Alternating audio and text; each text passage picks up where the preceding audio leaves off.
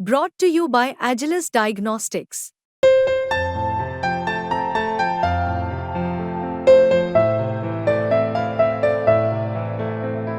Agilus Diagnostics.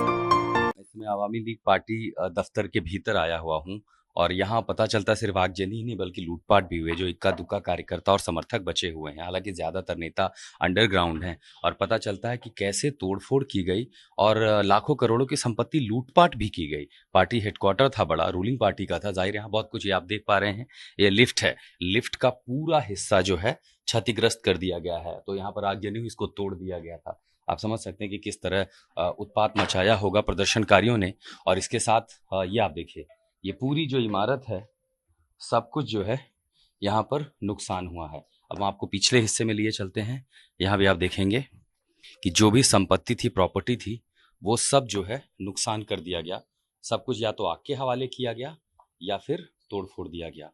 ये आप देख पा रहे हैं फर्नीचर, यहाँ पर तमाम सारा सामान जो है आवामी पार्टी लीग का। हालांकि जो आवामी छात्र लीग है उसके झंडे यहाँ पर हैं और जाहिर है चुनाव जीतने के बाद से ही जो छात्र विंग थी वो भी, उसमें भी बड़ा उत्साह था। आप उनके पर्चे देख पा रहे हैं, तोड़फोड़, मेजर सामान तोड़ा गया है, साइनेज है, बोर्ड, और ज़्यादातर चीज़ें जैसे कंप्यूटर्स होते हैं, दूसरी चीज़ें वो दिख नहीं रही हैं यहाँ पे। तो कुछ कार्यकर्ता जो मिल रहे हैं वो बता रहे हैं कि बहुत सारे तोड़फोड़ में लूटपाट ज़्यादा की गई, जो भी का कीमती चीज़ें थी वो यहाँ से लेके चले गए। और अब आप जो देख पा रहे हैं ये ऊपर का हिस्सा है। मैं आपको ऊपर लिए चलता हूँ। ये देखिए, ये हम आवामी पार्टी जो दफ्तर है उसमें अब आपको ऊपर लिए चलते हैं। कैसे हेडक्वार्टर को निशाना बनाया गया। एक ऐसी पार्टी जिसने 15 साल लगातार बांग्लादेश में शासन किया, शेख हसीना के नेतृत्व में एक सरकार दी और एक स्टेबल स्थायी सरकार दी।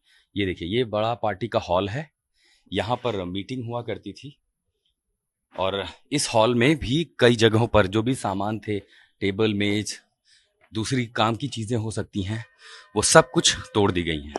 और यहाँ देखिए, इस हिस्से में तोड़फोड़ हुई है, आगजनी नीचे हुई थी, लेकिन उसके बाद अब आप जो देख पा रहे हैं, इससे अंदाज़ा लगाया जा सकता है कि कैसे जो विरोधी थे उनको इतनी हिम्मत मिली। और जाहिर है इसमें जब तक एक बड़ा समर्थन ना हो तब तक इस तरह की घटनाएं राजधानी में नहीं हो सकती, वो भी राष्ट्रपति भवन से महज कुछ कदमों की दूरी पर। इसी तरह ये आप ऊपर का हिस्सा देखेंगे, पूरी इमारत लगभग धराशायी कर दी गई है और तोड़फोड़ से पता चलता है कि उनके मंसूबे आखिर क्या थे।